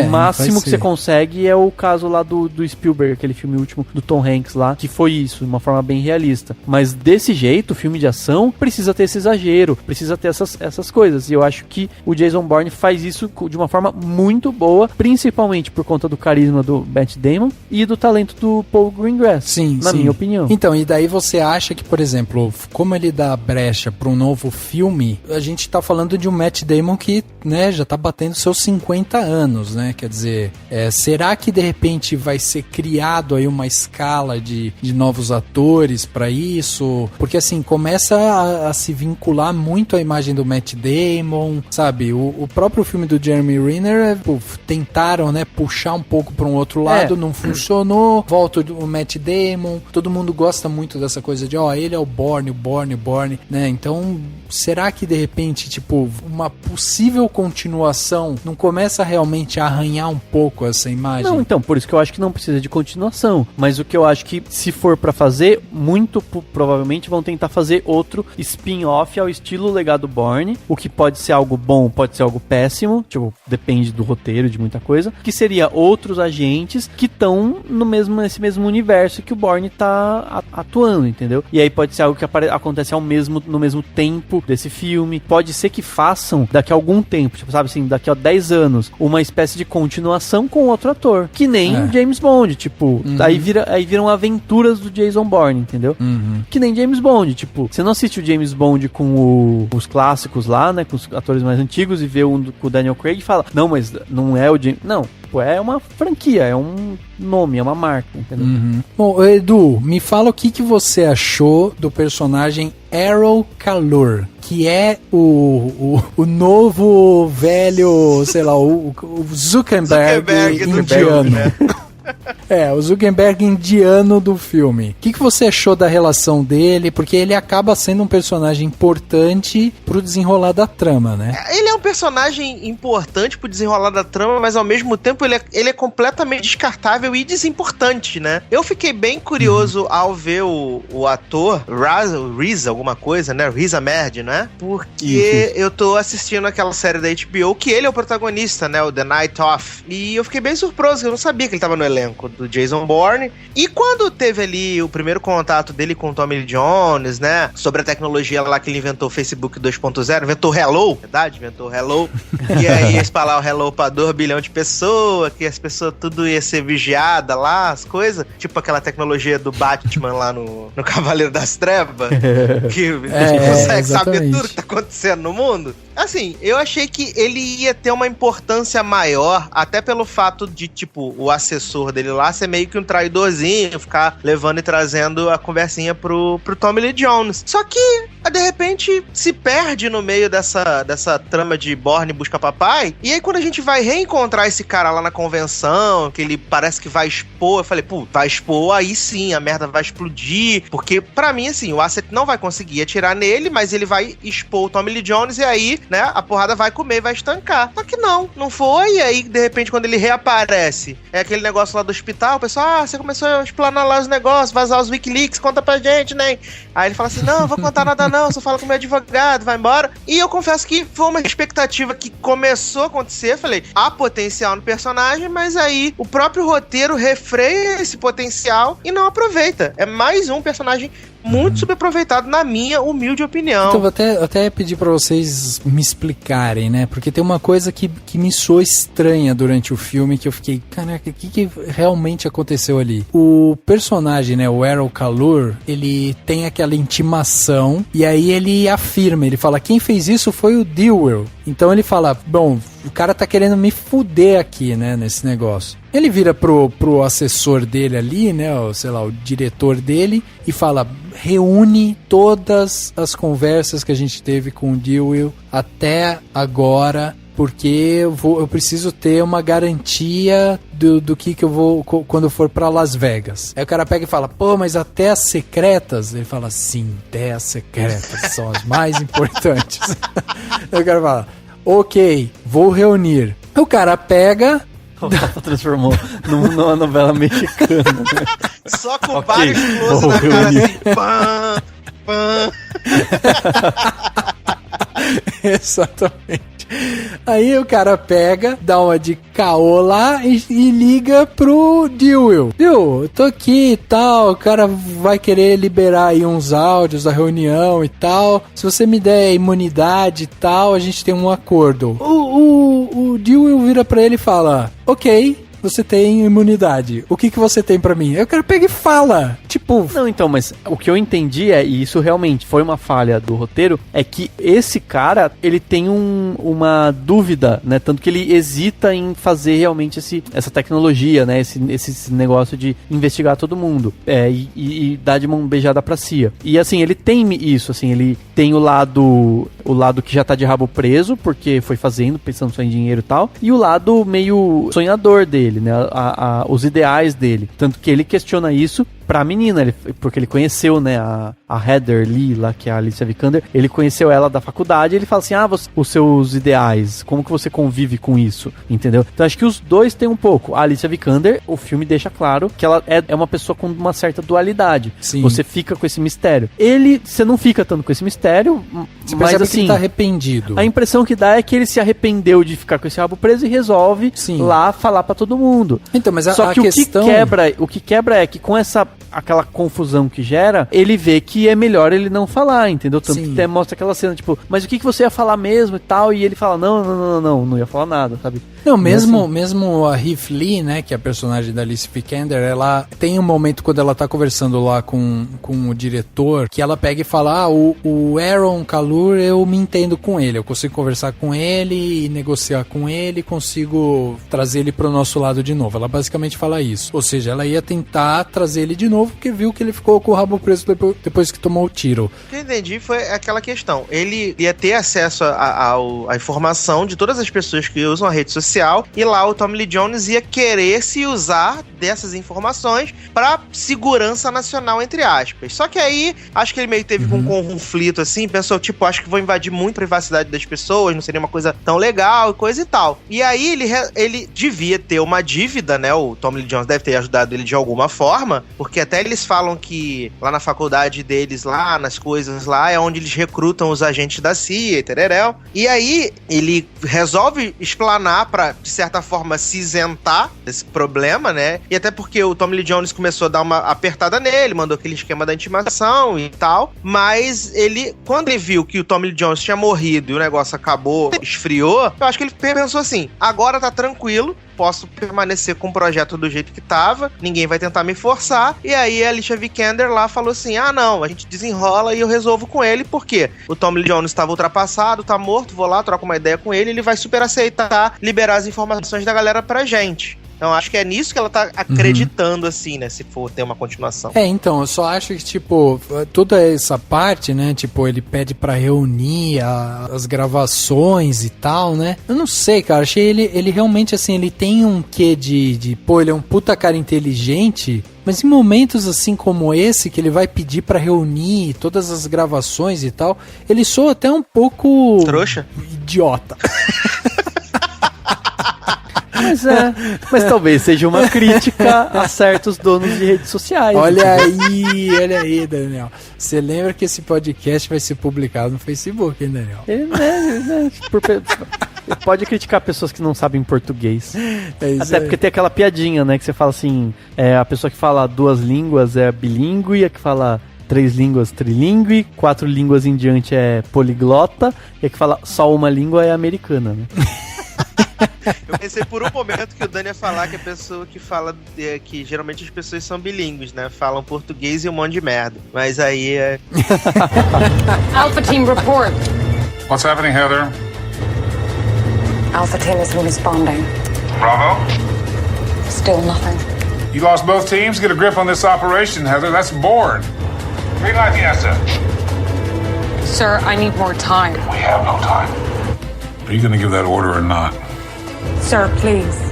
You're too naive to see the truth. There's no bringing in Bourne. He has to be put down. And you obviously cannot do what has to be done. I am taking operational control. Asset, you have a green light. Repeat, you have a green light on Bourne. Copy that. Sabe, eu acho que o que eu mais gosto nos filmes do Bourne, e nesse inclusive, é o fato de que em nenhum momento você vê o Bourne fazendo uma coisa e você pensa assim, não, ele não fez isso. Não! Não, tipo, é tudo muito... Você sabe que é forçado, mas é muito explicado. Tipo, ele é fodão, ele bate em todo mundo, ele desarma todo mundo o tempo inteiro, ninguém nunca vai dar um tiro nele de perto. Sabe assim, ele escapa das coisas porque ele usou inteligência, ele tava um passo à frente das pessoas, da CIA e de não sei mais quem. Então assim, é tudo muito crível, é muito crível. Você fala assim, beleza, eu acredito que ele fez isso, que ele subiu, que ele entrou no prédio sem ninguém ver, que ele fez tal coisa sem ninguém perceber. Tipo, é muito crível. Por quê? Porque o filme tá o tempo inteiro mostrando, tipo, a câmera não pegou ele, aí foi isso aqui, ele pôs o capuz, aí isso aqui, aí ele conseguiu um jeito de entrar e não deixar filmar, e não deixar captar e tal. Se bem que nesse filme específico, eu acho que tem uma questão que é que mostra ele até um pouco atrás, né, da operação. Ele toma a frente da operação, ele começa a ganhar vantagem depois, quando ele realmente escuta. Já nos Estados Unidos. Já nos Estados Unidos, porque até então ele tá tomando toco, ele tá toda hora... Ele tá fugindo. Ele tá fugindo, mas ele tá atrás. Depois que ele vira pra frente. Mas então... eu acho que no Ultimato Bourne foi assim também. No Ultimato não, desculpa. Na Supremacia. Na Supremacia Bourne é isso. Ele tá fugindo, tá total, e tem uma hora que dá uma virada, tanto que tem um negócio que eu acho genial, que não tem nada a ver com esse filme, tem a ver com a franquia, que é a seguinte, a Supremacia termina com ele falando com a Pamela Land lá nos Estados Unidos. Exato. Aí você fala assim, pô, ele foi pros Estados Unidos. Aí começa o terceiro filme, ele tá na Europa. Você fala assim, calma lá, ele foi pros Estados Unidos, deu um oi pra ela, voltou pra Europa, não faz sentido. Só que não, o filme se encaixa, porque ele começa logo depois e tal, e se encaixa com aquela cena quase no fim do terceiro filme. Então, tipo, isso mostra que os 3 primeiros filmes foram feitos de uma forma muito mais mais conjunta, diferente desse, que você percebe que realmente foi tipo, meu Deus, preciso fazer uma continuação, vamos dar um jeito aqui, mas mostra essa genialidade e mostra o quanto ele consegue, em determinados momentos, estar à frente da CIA, entendeu? Sim. Não, então, eu até acho que, tipo, essa parte dele tá atrás é justamente, primeiro, o fato dele tá no submundo durante muitos anos, sabe? Você percebe, assim, que ele, apesar dele ser um cara que ele ainda tá ali, que ele tá lutando e tal, então, quer dizer, ele manteve a parte prática, a parte física dele ativa, mas aparentemente ele fez de tudo pra tentar se afastar o máximo possível dessa parte tecnológica e tal. Então, nos primeiros filmes, você vê um Bourne muito mais envolvido com essa parte tecnológica, escutando, vendo, né, entendendo e tal. Aqui você vê ele um pouco atrás. A Riv Lee, né, a Alicia Vikander, você percebe que ela é muito mais habilidosa do que ele nessa questão tecnológica. Sim. É porque eles passaram 9 anos, ele tava lutando luta de rua, ele não deu a conta de acompanhar os smartphones. Ela que passa os bizu pra ele, mesmo. né? Manda um iPhone 6 na mão dele e fala aí, segura aí, né? Vou te mandar uns WhatsApp, vou te passar os contatos, tudo. Exato, porque até então ele tava mandando SMS, né? É, exatamente. E é verdade. E é legal que, tipo, seria engraçado se fosse o WhatsApp e ainda parecesse que é criptografado, né? Ninguém vai descobrir no WhatsApp.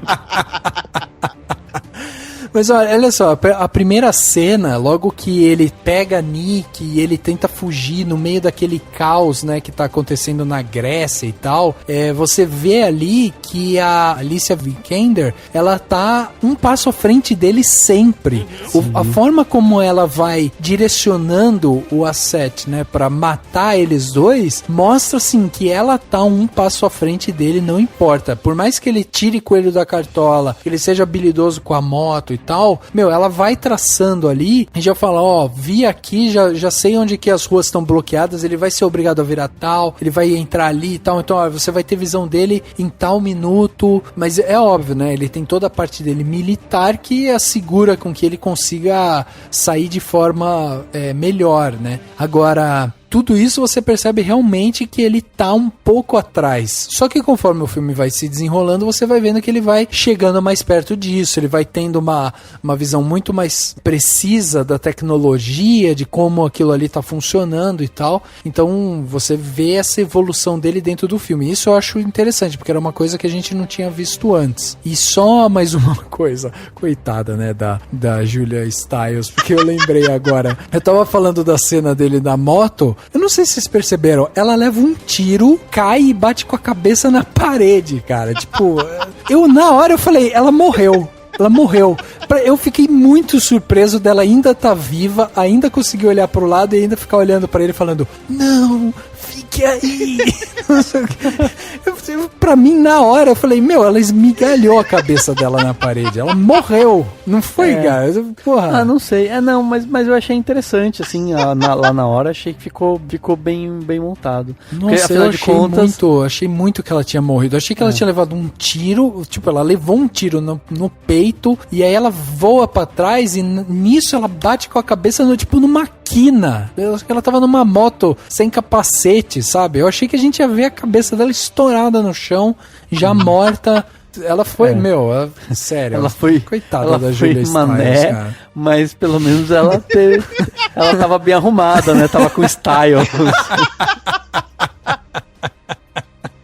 Deus o Se o filme tivesse preocupação em ter representatividade feminina, essas coisas todas, seria legal se nesses 9 anos mostrasse que ela treinou, virou uma badass, assim, e tipo, protegesse o Matt Damon, sabe? Lutasse com alguém, ia ser da hora. Parecia assim, um pouco, né? Podia, nas primeiras cenas ela dá, o cara encosta no ombro dela, ela dá um murro nele, joga álcool no computador e sai fora. Exatamente. Sim, mas com os hackers é fácil, né? Pois ela bateu em nerd, né, Quero ver bater no Vincent Cassel. Se fosse a Michelle Rodrigues, aí ela ia cair pra dentro. Aí sim. É verdade.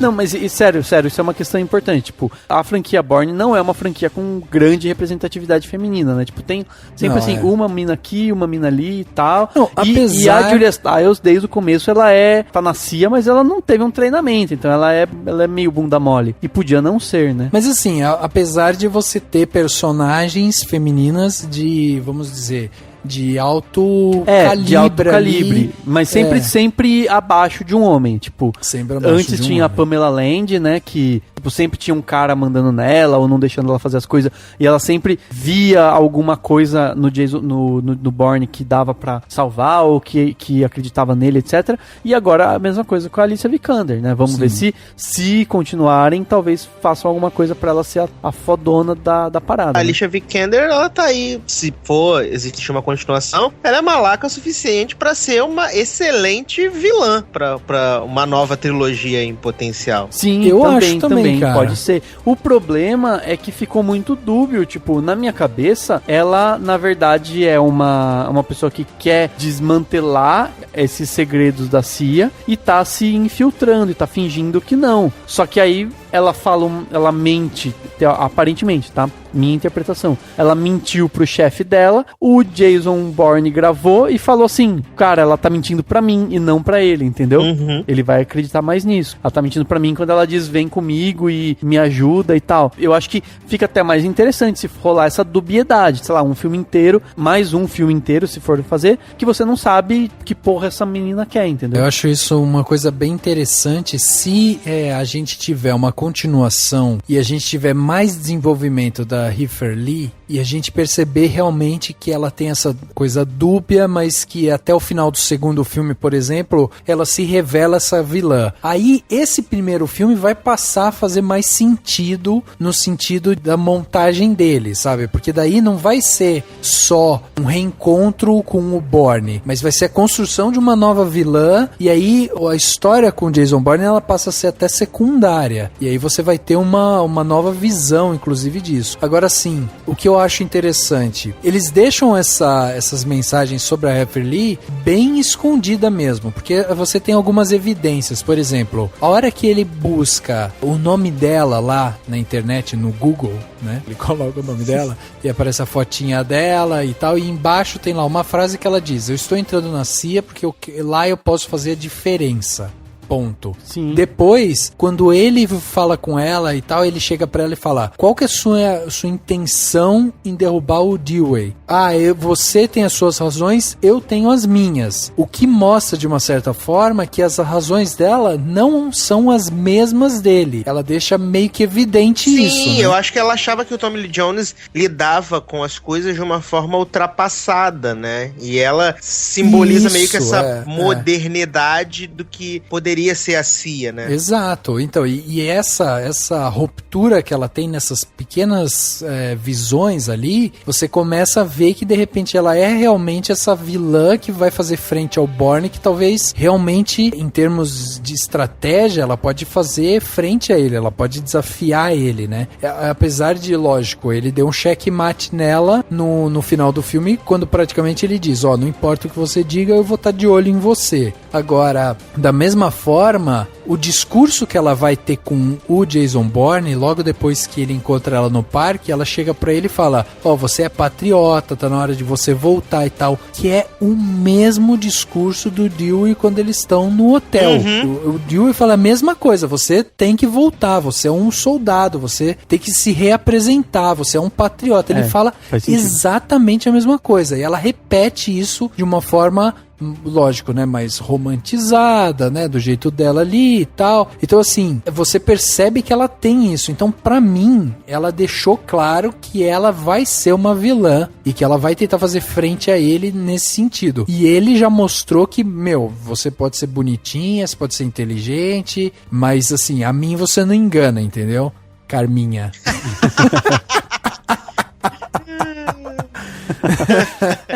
Não, eu acho que faz sentido, mas eu acho legal isso. Ela é dúbia. E a atriz faz isso muito bem. Faz muito bem. Ela não é aquela cara de pavê. Não, assim. isso também, o filme é feliz porque ele não entrega isso, né? Ele não chega e fala, ela é dúbia. Tipo, mostra cenas em que ela tá fazendo uma coisa, sabe, pra se beneficiar de um lado e prejudicar o Bourne do outro. Não. Vai mostrando de um jeito que você até fica meio... Será que ela manipulou a situação? Porque ela queria realmente ele fora. Então, será assim que, por exemplo... Naquela operação em que ela pede pra ela encontrar o Bourne, será que ela já não sabia que o Bourne era uma peça chave que iria desestabilizar de alguma forma o Dewey ali, entendeu? Que iria abalar ele como chefe, que iria desestruturar ele de alguma forma. Será que ela já não fez tudo de uma forma tudo premeditado e tal? Porque essa primeira cena eu acho impactante por isso, porque ela mostra que ela realmente dá um passo à frente. Se ela quiser, ela dá um passo à frente, né? Ela consegue localizar o Bourne de uma forma fácil, né? Então, eu achei até um pouco estranho ela pegar e falar: e como que você vai entrar em contato comigo, né? Depois que ele fala, eu preciso pensar. Aí ela pega e fala isso. A hora que ela falou isso, eu já tava pensando, caraca, essa estrela que ela deu do pai deve ter um localizador dentro, porque ela fala que é uma réplica. É verdade. Ela fala isso pra ele, mas ela localizou ele com câmera de trânsito e achou sinal de celular em cima da mesa, entendeu? Então, assim, ela conseguiu localizar ele facilmente, sabe? Sim, sim. Então, tudo o que ela fala é dúbio. Eu acho que é um personagem interessante, que realmente dentro da franquia Bourne pode ser uma coisa inédita, porque a gente viu pra franquia, né? Que é realmente alguém que esteja, enquanto nos 3 primeiros filmes a gente viu uma instituição consolidada que destruiu a vida do Bourne, esse ar de ser uma pessoa manipuladora e gananciosa, que tem essa visão tecnológica, que quer implementar uma nova corporação. E aí o Bourne vai ter que de alguma forma se importar finalmente com esse novo recrutamento, coisa que ele não fez nesse filme. Aí sim fecharia um ciclo e faria sentido pra isso que aconteceu nesse filme, entendeu? Mas acho que o importante é que a essência do Bourne é um cara contra a instituição. Sempre. Então, ele é um fora da lei, né, cara? Ele é um fora da lei. Eu acho isso muito interessante. Eu acho que é isso que, inclusive, pra mim, encanta muito mais do que o Bond, né? O que eu gosto mais do Bourne é isso, porque o Bourne ele tem um senso de urgência muito grande. Enquanto o James Bond, tipo, é o inglês charmoso que toma martini e tem as Bond Girls e tal, entendeu? E tem os Bond Cars. No fim das contas, ele respeita a chefia dele. Isso, ele respeita uma hierarquia, né? Ele tem tudo isso, ele é muito mais quadrado, assim, né? Claro. O James Bond. O Jason Bourne, ele tem por ele ter essa coisa de ser um fora da lei, de ser um procurado, ele tá a todo momento contra o sistema. Ele tá contra o Facebook, ele tá contra, sabe, o Waze, ele tá contra todo mundo. O cara é um radar humano, o cara, sabe, ele é tudo. Ele, por mais que ele seja identificado facilmente pela CIA, ele faz eles dançarem, tipo, ele sabe formas de escapar disso, entendeu? Isso, ele é altamente treinado, e é isso que eu acho que é interessante, porque faz com que que realmente aquilo que eu disse, é um espião moderno, o espião pós-moderno, né? O espião do nosso tempo, o espião entre aspas, mas o cara que consegue fugir dessas coisas, porque se for ver bem, é o grande inimigo. Em tempos, por mais que tenha muitos problemas de violência no mundo, a gente vive meio que tempos de paz, né? Assim, nunca o mundo ficou tanto tempo sem grandes guerras, sem guerras de âmbito mundial e tal. Então, tipo, num momento de paz, o que faz o grande inimigo que a gente tem hoje são essas próprias instituições, é o sistema, né? Que foi inimigo, inclusive, do Capitão Nascimento no segundo Tropa de Elite.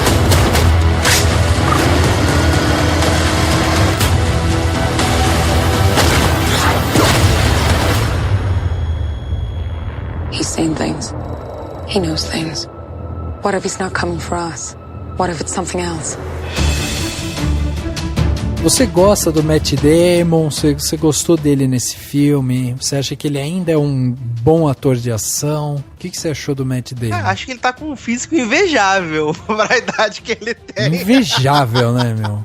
Acho que ele tá E não ficou tão bombado que nem os super-heróis, né? Tipo, sei lá, o Hugh Jackman, quando volta de Wolverine, que fica parecendo... Exato, não ficou o Ben Affleck, né, agora de Batfleck, que também tá gigante.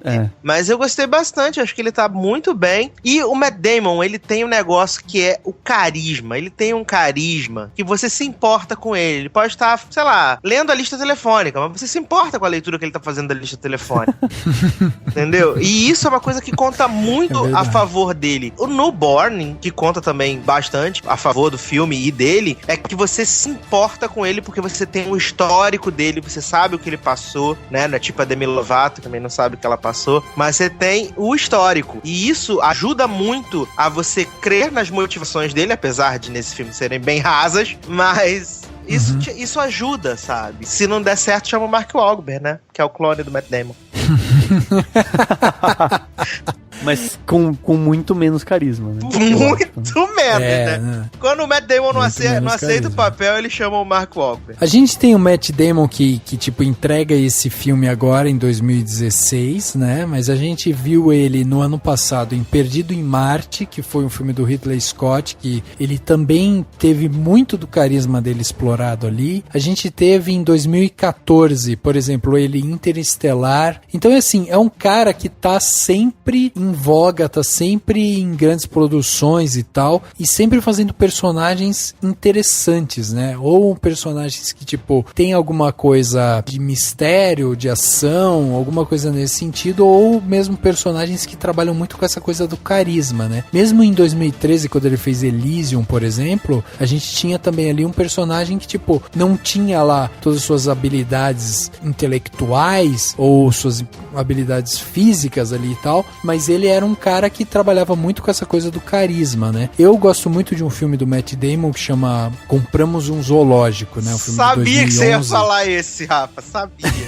Não sei porquê, mas sabia. Filme do Cameron Crowe e tal, que é um filme que, tipo, foge muito disso. É uma comédia, um drama ali e tal, né? Tem o Matt Damon numa situação muito diferente do que a gente costuma ver. Um pai de família, a mulher faleceu, ele tá tentando recomeçar a vida e tal. Então é uma coisa que, tipo, foge muito do que a gente vê naturalmente do Matt Damon, né? Então eu acho que realmente essa questão do carisma dele é muito forte pra funcionar com o Jason Bourne. O Jason Bourne é um agente carrancudo, cara. Ele fica lá com um olho dele meio fechado, o outro meio aberto, daquele jeito que ele fica, sabe? Quando ele tá meio puto.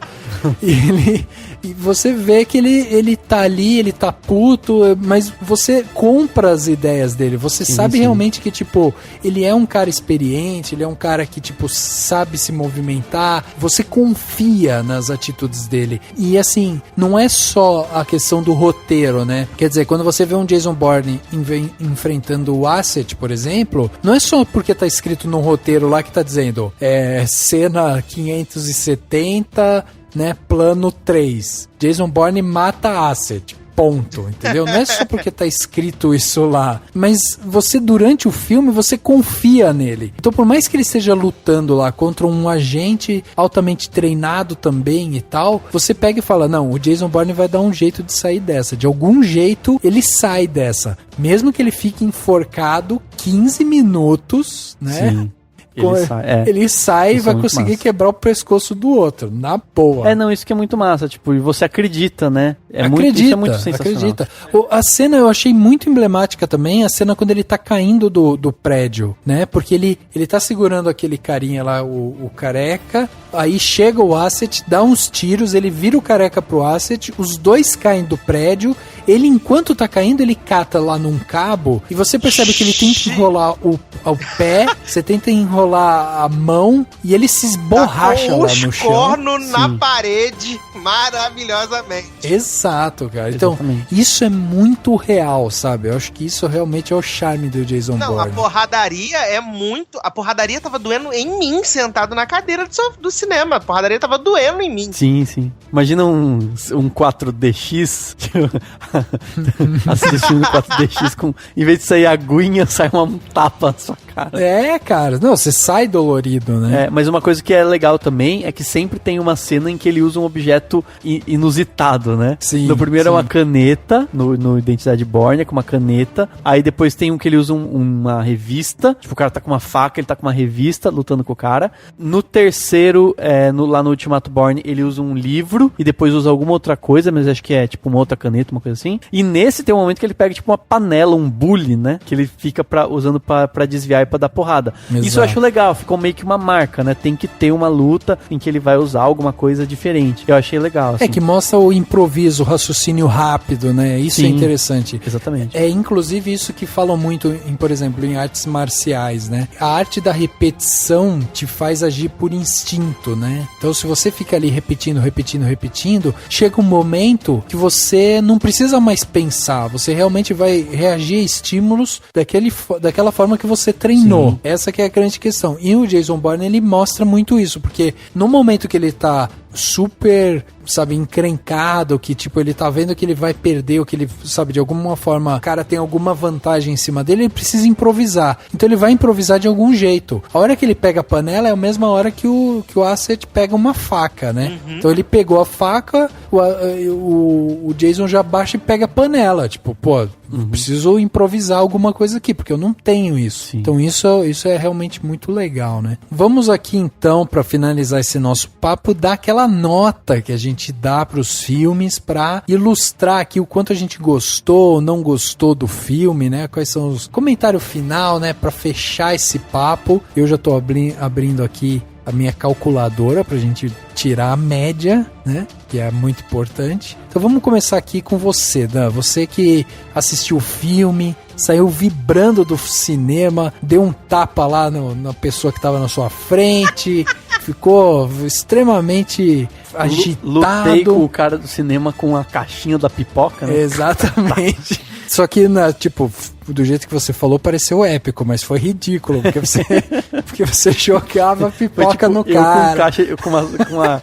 caixinha de pipoca vazia e ele com o crachá dele. Né?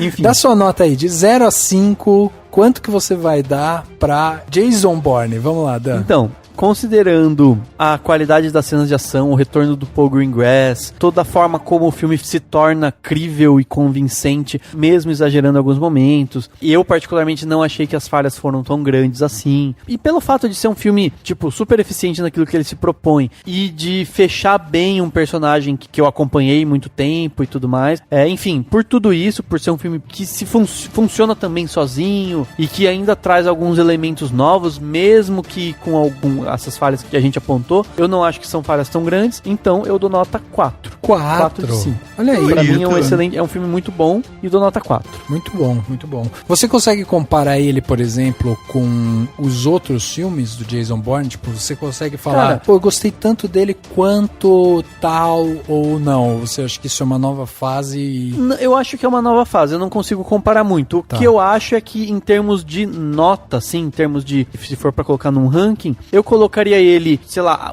atrás do Ultimato, talvez, nem do Ultimato, junto com o Ultimato, atrás do segundo, que seria um 4,5, né, pra mim, sim, tô pensando agora, mas eu acho que eu daria um 4,5 pro A Supremacia Bourne, e pra mim o primeiro, o Identidade Bourne, seria um 5, porque eu gosto muito, e apesar de eu gostar da forma como o Paul Greengrass fez a série toda, né, a maior parte, eu gosto muito mais da direção do Doug Liman do primeiro. Eu, particularmente. Gosto muito, eu acho que ele é um pouco mais estático e um pouco mais misterioso, talvez. Então, pra mim, seria isso, assim, ele se iguala ao Ultimato, por pouquinho não é melhor que o segundo, e obviamente que, na minha opinião, o primeiro ganha, porque ele, tipo, sei lá, eu gosto muito, assim. Legal, Edu, vamos lá, pra sua nota que vai coroar aí Jason Bourne. Você chegou aqui falando, eu não gosto mais de Jason Bourne, já comprei minha camiseta 007, cansei disso daqui, não volto mais pro cinema.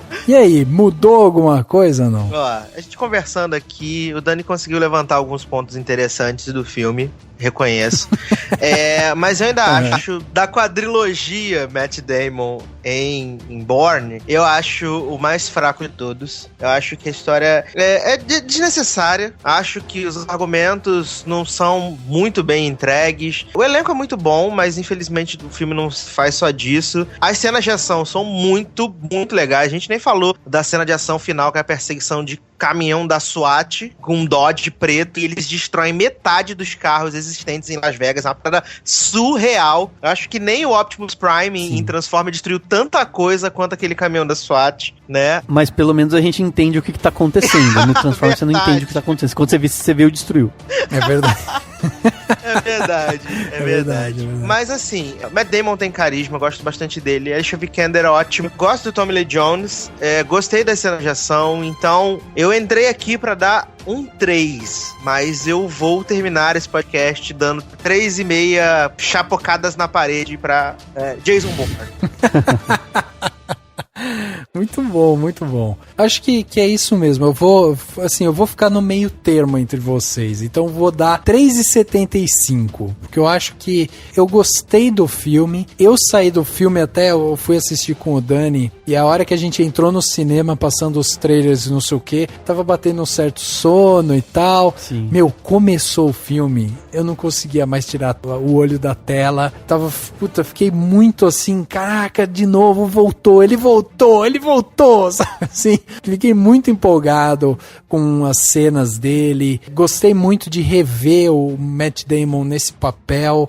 Ele realmente tá muito bem. Sim, é óbvio, eu tô tirando pontos de todas as coisas que eu falei aqui. A relação do pai é desnecessário. Essa cena também do carro é muito além do que a gente via. Eu queria mais, de novo, ver, né, aquele Jason Bourne, agente secreto fora da lei, né, aquele cara que, tipo, pegava o rifle e aí ia lutar lá, ia dar uns tiros lá contra o outro espião, sabe, no meio da landscape, né, como fala, do mato, né? Como que fala landscape? Seria da paisagem. Gente, tá igual a Luciana Gimenez pensando em inglês. Fugiu agora. E aí eu queria mais ver isso, assim, porque essas cenas que eu lembro dele, eu achava muito legal, cara. Ele catando aquela 12, sabe? Indo lá pra fora e dando um tiro pra cima pra ver os pássaros saindo, sabe? Então tudo isso tem muito mais uma questão de estratégia. Cenas como essa, de ver o Jason Bourne, tipo, pegando um carro, aí um puta carro chamativo, indo atrás de um cara que, tipo, veio destruindo a cidade inteira ali e tal. Tudo aquilo ali, pra mim, não soa Jason Bourne, assim. Principalmente agora que a gente tá vendo um Jason Bourne mais experiente e tal. Então, esse tipo de coisa, eu tiro o ponto do filme. Agora, as outras coisas, tipo, as cenas de ação, toda essa câmera do Paul Greengrass, tudo isso, me reviveu aquela coisa do Jason Bourne dos primeiros filmes, que é pra mim uma das trilogias que eu mais gosto de filme de ação, assim, pra mim é uma das melhores que já fizeram. De ação, sabe? De coisa de ação mesmo, assim. Eu acho que é muito boa mesmo, gosto muito. Então eu vou dar esses 3,75. Inclusive facilita a minha nota aqui, porque daí o Cinemação carimba 3,75 pro filme. Tá carimbado. Pá! Muito bom. Tá bom, né? Bom. Você acabou de dar uma boa ideia, né? Porque se o Matt Damon tá numa das melhores franquias de ação, ele podia aparecer no próximo Mercenários, né? Sério, velho? Isso é legal. Eu confesso pra você que eu até pensei nisso, mas assim, pra mim, Mercenários nem é filme de ação, é um filme de comédia, né? É que a ideia do Mercenários é colocar a galera da ação, entendeu? Da ação, é verdade. Então, se eles botam o Jet Li lá, botam o Matt Damon também. É que custa caro, né, botar o Matt Damon, mas foda-se. Pois é. Mas assim, acho que é um bom filme, tá aí no cinema ainda, né, tá firme e forte no cinema, Matt Damon, Tommy Lee Jones, que a gente não falou muito do Tommy Lee Jones aqui, mas eu queria fazer esse asterisco que eu gostei muito dele, tá envelhecendo muito bem, é um ator que você vê que é um ator consistente, sóbrio, pesado, ele ganhou aquele peso de um ator mais velho, que, tipo, você vai vendo que ele tá ganhando aquela... Ele consegue fazer ameaças bem feitas, né? Muito bem feitas. Ele tá lá falando tal coisa e tipo, e você fala, esse cara vai acabar com a raça. Ele dá esse realismo, né? Pra esse muito. Eu gosto muito dele nesse filme, achei que ele foi muito bem. Então, assim, gostei muito. E fica aí então a nossa convocação para você que está escutando aqui o podcast Cinemação, vai lá, assiste o filme, entrou aí no dia 28 de julho de 2016, tá nos cinemas. Se você tá escutando esse podcast no futuro, vai lá, na Netflix já deve ter, né? Já deve ter em outros meios, dá seu jeito aí, assista Jason Bourne.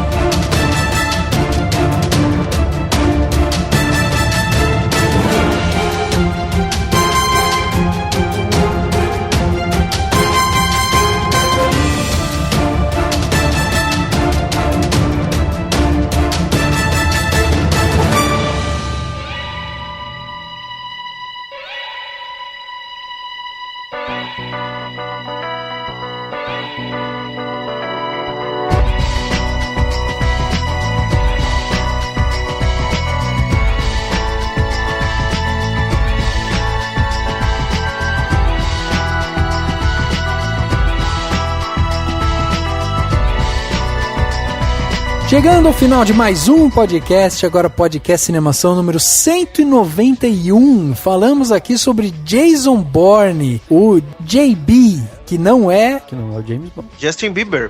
Nem Justin Bieber. Muito bom, não é nenhum desses. Esse é o nosso querido Jason Bourne, filme que já arrecadou nos Estados Unidos, por exemplo, 59 milhões de dólares já. É o segundo melhor lançamento da franquia. A franquia já somou 1 bilhão. Pois é. Então é assim, é um ótimo filme de ação. Conversamos aqui com o nosso querido amigo Edu Sasser. Edu, queria agradecer sua presença aqui novamente e pedir, né, para que você faça aquele convite especial para os nossos ouvintes para escutar mais sua voz, seu charme, sua sedução, seu conhecimento no seu podcast. Ai, Rafa, Dani, eu que agradeço mais uma vez o convite. Desde já peço desculpa pelo meu jeito totalmente sem noção e farofento. Mas quem quiser ouvir mais farofa, acessa lá logado.com, logado com 2 Gs. E pode me seguir no Twitter também no @edu_sasser, que a gente tá lá comentando todos os assuntos que aparecem por aí. E é isso, gente. Obrigado mesmo pelo convite. Fiquei muito feliz. Espero voltar em breve. Valeu, Edu. Valeu, Rafa. Tô aqui, acabei de descobrir que o Matt Damon é casado com uma mulher argentina. Opa. Chamada Luciana Barroso ou Barroso. E daí você sabe o que ela diz pra ele, né, à noite. Meu Deus. Naquelas noites de amor. Meu Deus. O que ela diz para o Matt Damon? Ela diz Matt Damon. Né, enfim. Olha aí. Enfim. O Dani agora partiu pra piadas pornográficas. E com essa piadinha eu agradeço todo mundo e digo até semana que vem. Saudades nível, cadê o nível? Foi embora. Foi embora. Saudades nível, exatamente. Começou a pelar agora. Não tem mais de onde tirar, começou a pelar. É que eu sei dessa faz tempo, tava esperando uma brecha. O podcast Cinemação número 191 fica por aqui e a gente se vê no próximo. It's always good in life for this.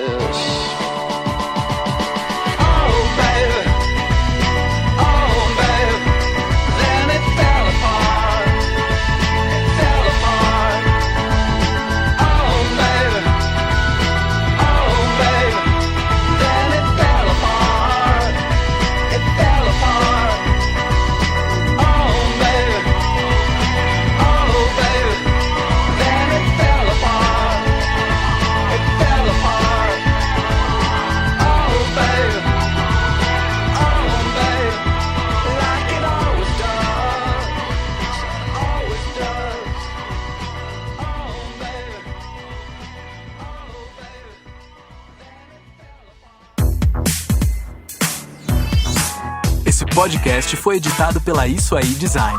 Tudo isso é forma com função. É design estratégico. É isso aí.